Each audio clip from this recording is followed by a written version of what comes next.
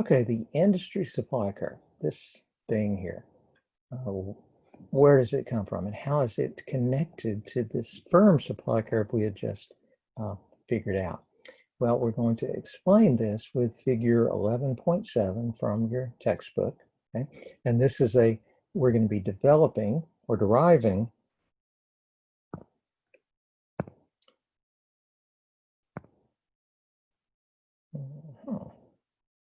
we're going to be deriving the industry supply curve from the individual firm supply curves.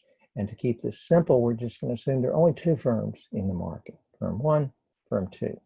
The supply curve for firm one is its marginal cost curve down to here this minimum point with the cost curve, and the supply curve for firm two is the same thing. Okay, so if firm one is going to do this and firm two is going to do this, how do we know what the whole industry, the group, is going to do? Well, it's very straightforward. We need to add these two curves horizontally. It sounds complicated, but it's really not. All we do is we pick a price. We say, well, if the price is 17, how many units will firm one produce? Well, we know firm one will produce where MR equals MC.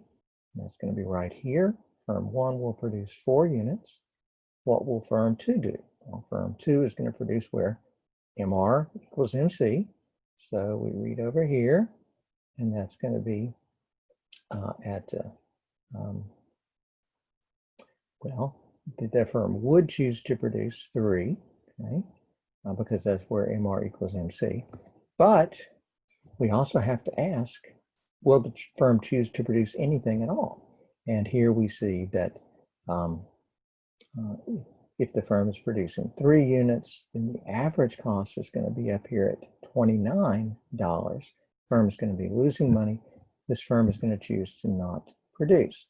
So if the price is 17, we only have one firm that's going to produce 4 units. So the quantity that will be produced is 4. That's the most that will be produced.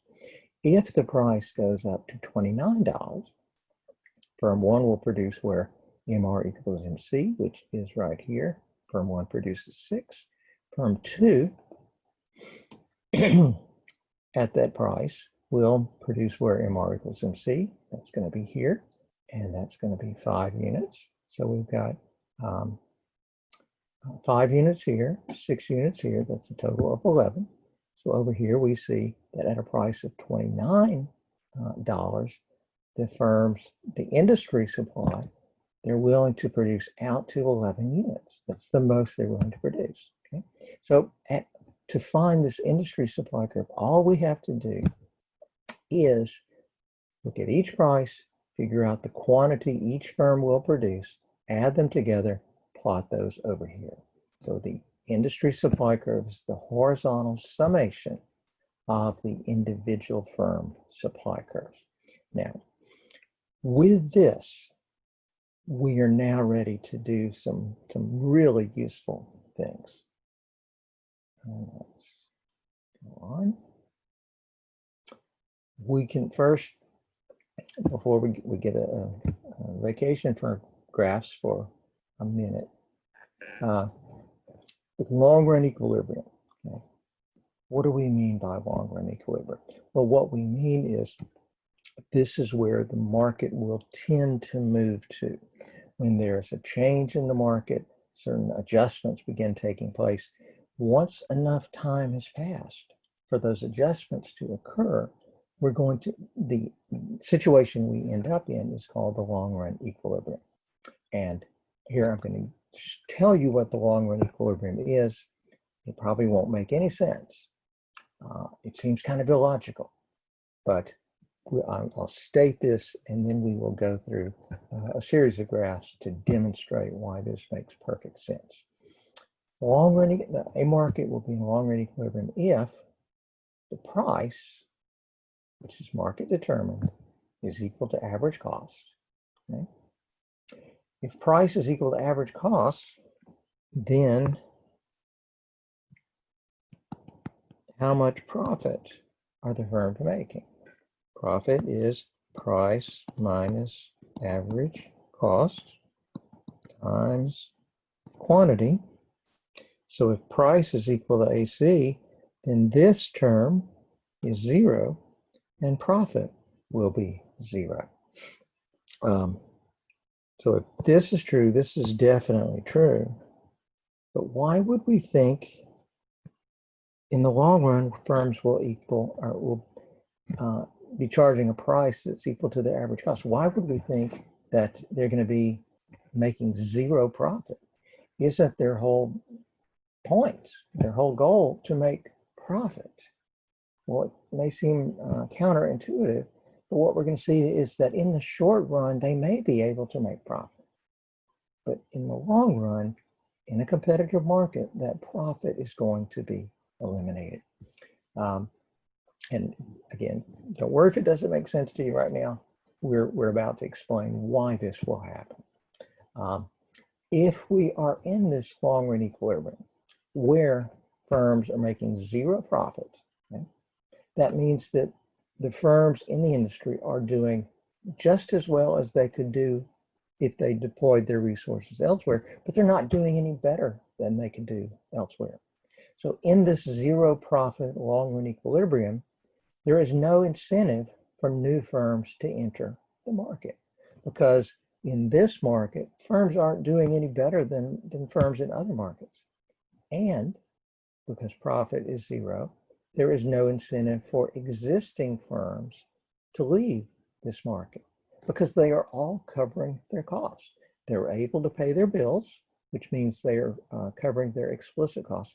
Plus, there is enough left over. There's enough accounting profit left over for them to cover their implicit costs. So the owner of the firm looks at how things are going and he says, well, you know, I didn't do great, but I did as well as I could do elsewhere. So there's no reason for me to leave this market.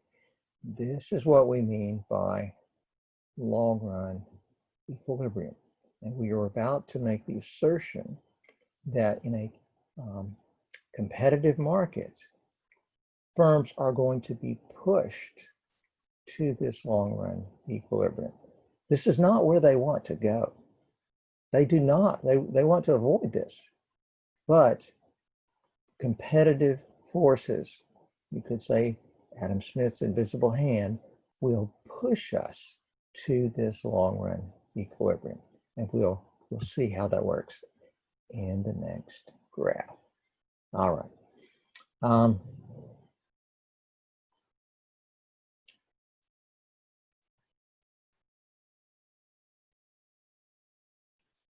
All right, in this rather complicated diagram, you got 6 graphs.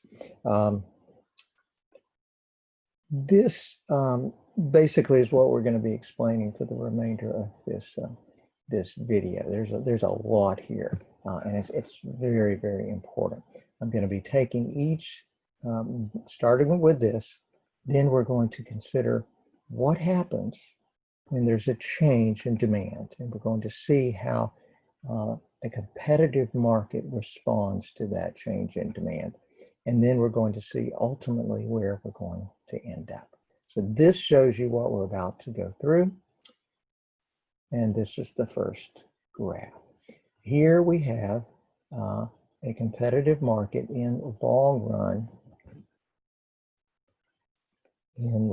run equilibrium. Okay. Notice what determines the price in a competitive market? Market demand, market supply. And so they intersect here, okay? That's the short run supply curve. This, ignore that for the moment, that's the long run supply curve. We're actually about to demonstrate where that comes from, okay? We're starting out here. The price is determined there. To make this interesting, let's say that this is, or let's apply this to our current situation. We have interesting things going on in the market for toilet paper. Well, let's say that in February of 2020, let's say that the toilet paper market was in long-run equilibrium. Let's say the price for a package of toilet paper, okay, it's got, I don't know what toilet paper sells for, but let's say a package was $10 per package, okay? And let's say that nothing really has happened much in the toilet paper market as of February. And so they're not making much profit. Okay? Notice the price is determined here. Each firm says, I have to take that $10 price as given. So for each firm says the demand curve that I face is horizontal at the market price. He also says that that is his marginal revenue curve. Okay. What does each firm want to do? He wants to maximize profit. How does he do that? By picking the profit maximizing quantity. And where is that? That's where MR and MC are equal, which is right there. So this, here we're calling it the firm. Actually, we know there are lots of firms in the market. Here we're assuming that we can look, that they're all pretty much the same. So we can look at one representative firm, and then we know what the other firms are going to do. Price was determined here by market supply and demand. Each firm says, this is the quantity I'm going to produce. Let's say that each firm is producing 1,000 rolls, okay, in a day, let's say. So you've got, let's just to make it easy, let's say that N, the number of firms, is 1,000. So you got 1,000 toilet paper firms. Each one is producing 1,000 rolls a day. So the total quantity produced would be 1,000 firms, each producing 1,000 units. The total quantity would be what? 1 million rolls of toilet paper, okay? And each firm is producing at this quantity. How much profit is each firm making? Well, that's, again, what is profit? Profit is price minus average cost times quantity, okay? And given that the price is 10, and given that the firm is producing here, what's its average cost at that quantity? Well, it's 10. So the price is 10. Its average cost is 10. Each firm is making 0 profit. Is this the outcome the firms want? No, they don't want 0 profit. They want to make a high positive profit. But as each firm is doing what is best for it, that competition has pushed the price down so that they're not making any profit. This is what we mean by long-run equilibrium in a competitive market, okay? Now, this is February 2020. Now we get into March of 2020. Things happen. Lots of things happen. And one of the things that happens is that people decide that they increase their demand for toilet paper. So we see a sudden shift of the demand curve to the right. People want more toilet paper. Actually, okay, here they go, prices. So we'll go with these prices. People want more toilet paper now than before. Okay? Why do they want more? Well, that's not really important to us. We want to know what is going to happen. And our analysis is going to show us what will happen if this is a truly free market where producers are allowed to charge the market level price, the equilibrium price. So we have the shift of the demand curve to the right. Think slowly and carefully about what happens, because it's the sequence of events that you need to understand. It's the logic of what happens that you want to remember. The first thing that happens here was what? Well, demand increased. And that means that at the original price of $8.99, consumers wanted a certain quantity, but now suddenly they want a larger quantity, which means at the original price, quantity supplied is still back here. The quantity demanded has increased. So this gap there represents what? It's a shortage, it's excess demand. If we have a market where producers are free to charge whatever they want, what's going to happen? Well, you have a shortage, the price will go up. As the price goes up, notice what happens in the short run.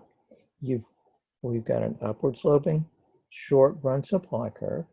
That is showing us how much the existing producers are willing to supply, okay? And so if we let the price go up, we move from here to here, okay? Notice supply doesn't change, but the quantity supplied does change. We move up the supply curve, okay? Firms are willing to supply more at the higher price. Notice also, as the price goes up, consumers respond to this signal they're getting. The higher price tells them that toilet paper is more valuable than it was before, and so they choose to not buy as many as they were planning to buy. Okay? Quantity demanded goes down. Notice demand increased. That was the rightward shift, but now the higher price is causing the quantity demanded to fall. And so in the short run, we end up in this new short run equilibrium. Okay? The price is higher and the quantity supplied is higher. Notice consumers are getting two things. In the short run, consumers are getting more than they were getting before. Okay? Quantity supplied is higher. And notice in the short run, there is no shortage. Quantity supplied and quantity demanded are equal. When you go to the store, you can buy as much as you want. You don't want to buy a whole lot because it's very expensive, but it's there. If you want it, you can have it. You don't have a shortage. Whereas if you keep the price down, there's going to be a shortage. Whoever gets there first gets it. People who get there later don't. Okay? Now, that's just the short run. Think about what happens over time. The price has gone up. Okay? We said that the quantity supplied increases. Well, why does it go up? The producers were already producing the quantity that would give the maximum profits. Okay? When the price was $8.99,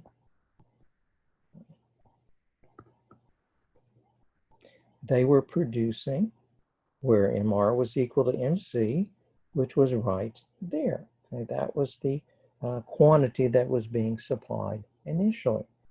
But when the price goes up to $9.99,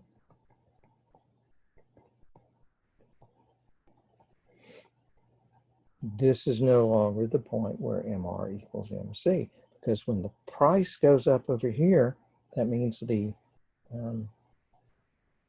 demand curve and the marginal revenue curve, which was here, now shifts up to here.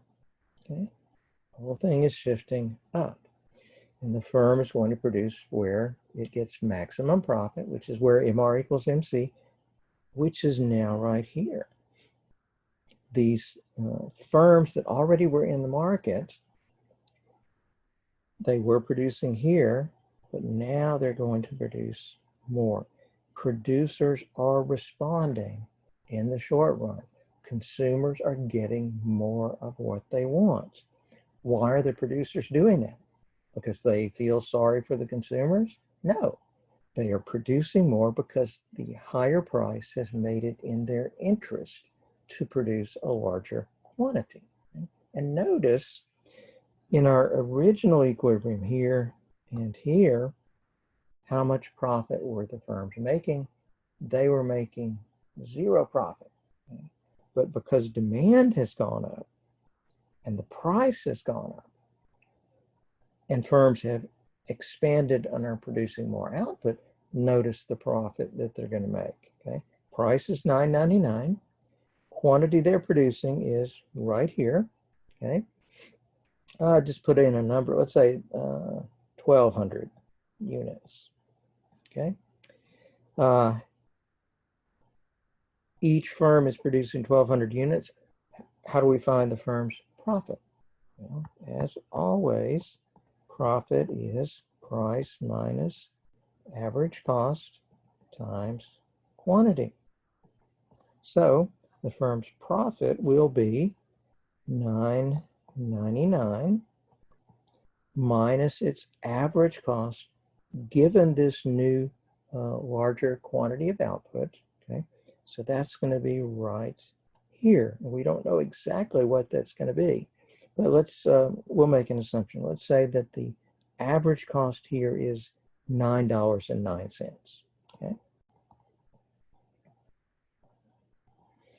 and the firm is producing 1,200 units. Okay, so because of this increase in demand, which pushed the price up and motivated firms to expand their output, firms are now going to be making 90 cents of profit per unit on 1,200 units. And so that is going to come out to, I didn't work out what it is, but it's going to be a positive number. These firms are now going to make positive profits because of the increase in demand. Okay? They're happy. They're making profit before their profit was zero. Okay?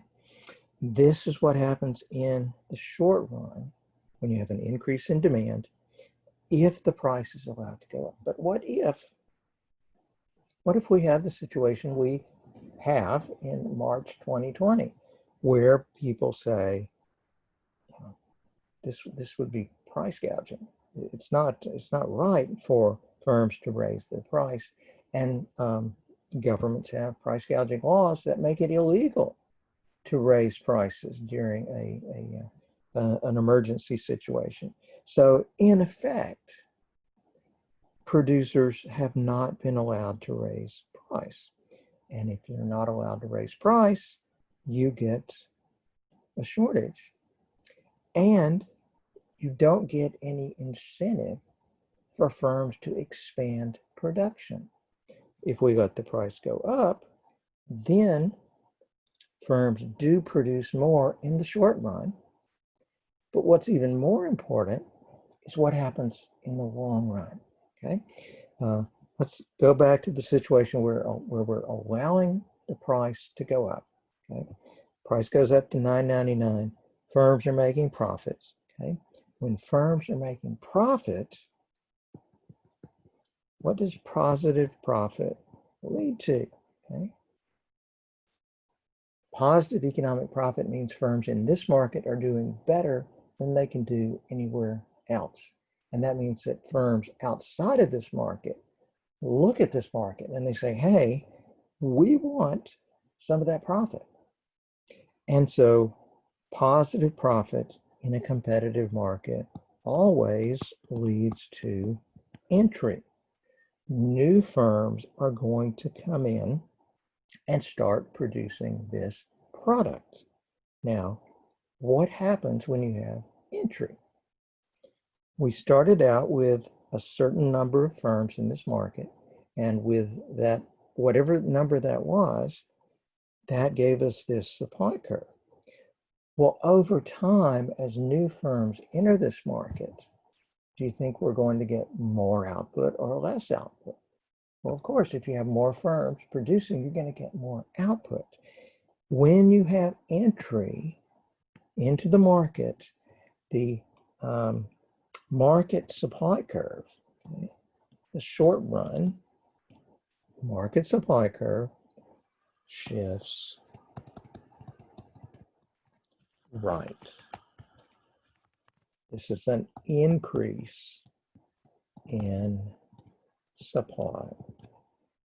In this situation, where in the short run equilibrium firms are making profit, that profit over time leads to entry. Entry causes the market supply curve to shift to the right, okay? Now what's going to happen? This is the fascinating part. What happens when the supply curve shifts to the right? Look at that in just a second. Okay, this is the short run. Over time, as new firms come in to try to get some of this profit, the supply curve shifts over to the right. Okay? As supply, or when supply increases, what happens to the equilibrium? Okay? Well, equilibrium is always at the intersection of supply and demand. So in the short run, we were here, firms were making a lot of profits. Right? That profit led to the entry of the new firms, which shifted the curve to the right. And as those new firms come in, the equilibrium, the intersection, gradually moves from here down to there. We started out here when there was an increase in demand. The price went up temporarily. That motivated individual firms to expand production. In the short run, when the price was higher, the individual firms, each firm decided to produce more, okay? And each firm was making profit. And that profit motivated outside firms to come in and start producing in this market. And that's a good thing for consumers, because as these new firms come in, the price starts to go back down. Okay? Now, what does that do to the profit that the existing firms are going to make? Okay? Their profit is going to go down. Their profit is going to be eliminated, because their profit came from the price going up. When the price goes down, their profit disappears. So the MR curve initially was here. Each firm was producing here. In the short run, when the price went up, the marginal revenue curve shifted up to here. Each firm expanded production. Each firm was making profit. Okay? But the entry of the new firms lowers the price back down to the original level. And that means this MR curve shifts back down to the original level. That means that firms, remember, at every point, each firm is producing where MR equals MC. So it started here. When the price goes up, each firm produces here. It expands its production. But then as the entry occurs, the price goes back down, the MR curve goes back down, and firms decide to go back to the quantity they were producing before. Okay? And once they're back to here, what has happened to their profit? It's disappeared. They're still trying to make profit, but the entry of these new firms has caused the price to be pushed down, and that has eliminated their profit. Is this what the existing firms wanted? No, they don't want these new firms to come in and compete with them. But if it's a truly free market, then new firms are able to come in and compete in this market. The existing firms, they don't want that entry to occur, because the entry eliminates their profit ultimately. But the entry is great for consumers. Well, it's one of the most important points in this whole course. Competition is great for consumers because when firms have to compete for a consumer's business, then that means they have to do the best they can to give consumers what they want.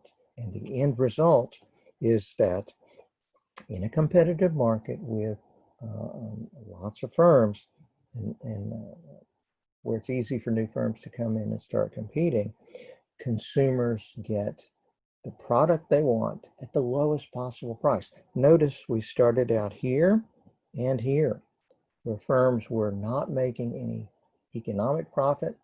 The price was just high enough for them to cover their cost.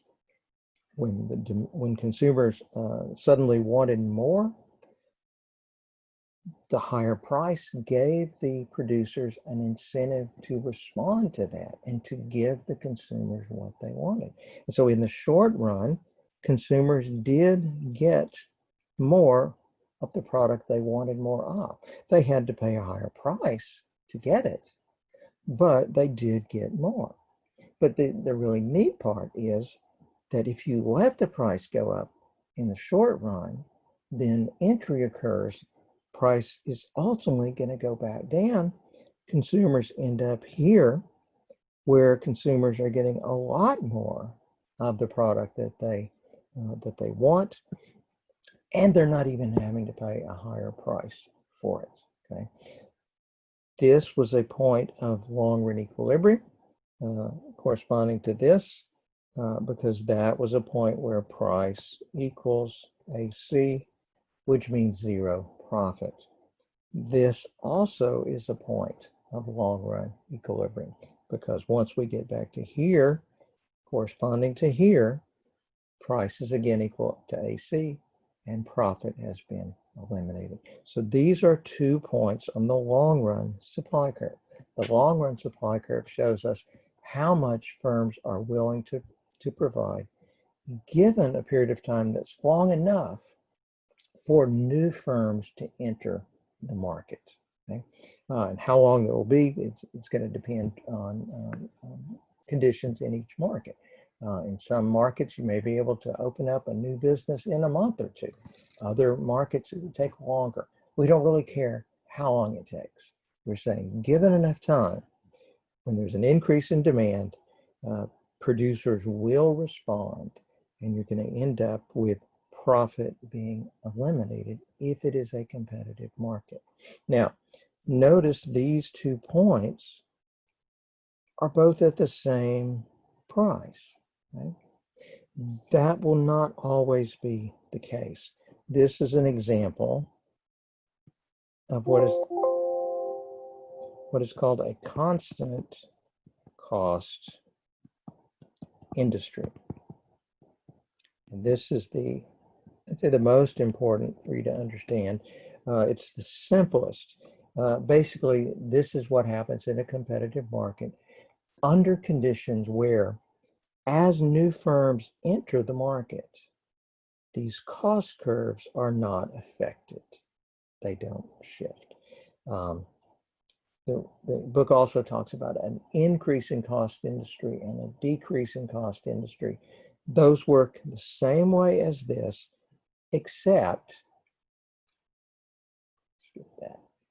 Well, just for practice, I'd encourage you to think about what if the demand for a product decreases? Okay? We looked at what happens when demand increases. What happens if demand decreases? What's going to happen in the short run? What's going to happen in the long run? What's going to happen to profit? What's going to happen to the number of firms in the market?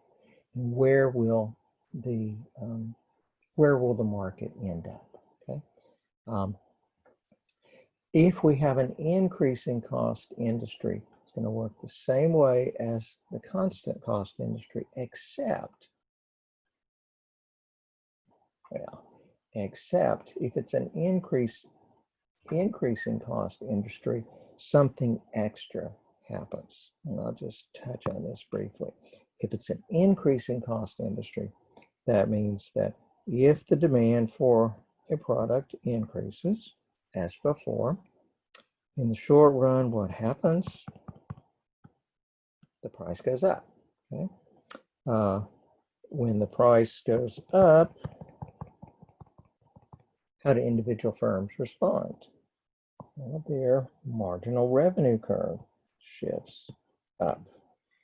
They were producing here because that's where MR equals MC. Where are they going to produce now that the price is higher? Well, they're going to produce here because that is where MR and MC are now equal. So demand increased, that pushed the price up. That higher price created the signal telling producers consumers want more of this product, and it created the incentive for them to respond to that. As a result, the existing producers start to produce more, and that's why in the short run we get an increase in output, and that's good for consumers. They have to pay our price per unit, but they do get more of the product that they want. Notice price went up, firms expand their output. What can we say about profit? Well, at this new higher level of profit, the firm's average cost is here. Clearly, price is up here. Average cost is here. The firm is making this much profit per unit. And so the firms are making profit. When firms are making positive profit, what does that lead to? What did we say before? It leads to entry, because firms not in this market look at this market and say, hey, we want some of that. And so entry occurs. Okay? Doesn't occur instantly because it takes time for new firms to enter the market, but it will occur over time. So far, this is exactly what happened in the constant cost industry. Profit leads to entry. Entry causes the supply curve to gradually shift to the right, okay? Just like before. As supply is shifting to the right, what's happening to the price? Well, the equilibrium price is moving down the new demand curve, and the price is starting to go back down toward the original price, just like in the constant cost industry. The only difference here is that if this is a constant or an increasing cost industry, as the new firms are entering, something happens that causes these cost curves to shift up. It may be that, think about if we were talking about the market for housing.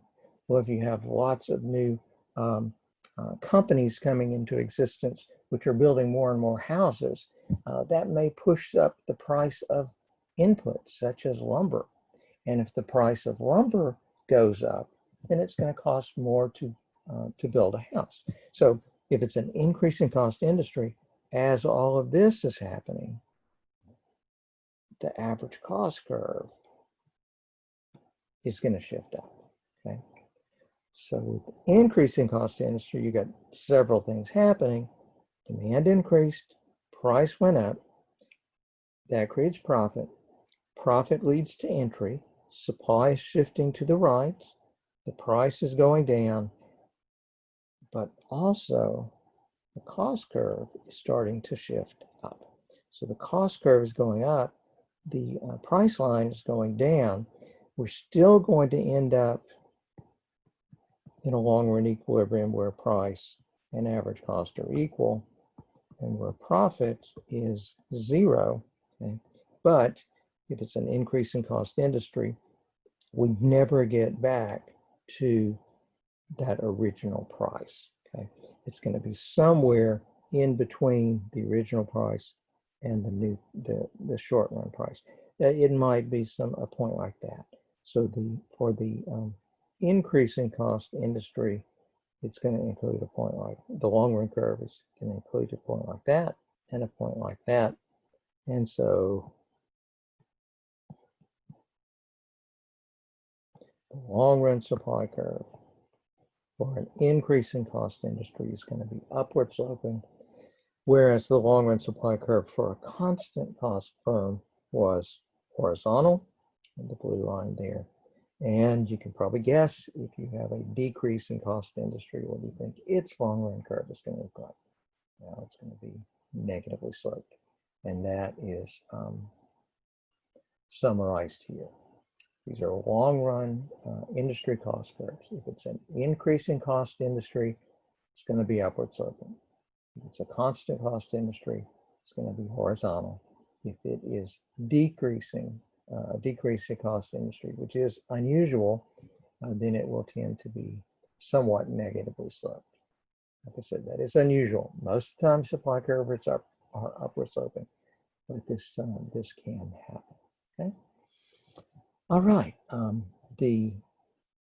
What we did with the constant cost industry is extremely important. Okay. Increasing costs, decreasing costs, that's kind of details. But understanding the constant cost situation is really, really important. So if you have questions, let me know.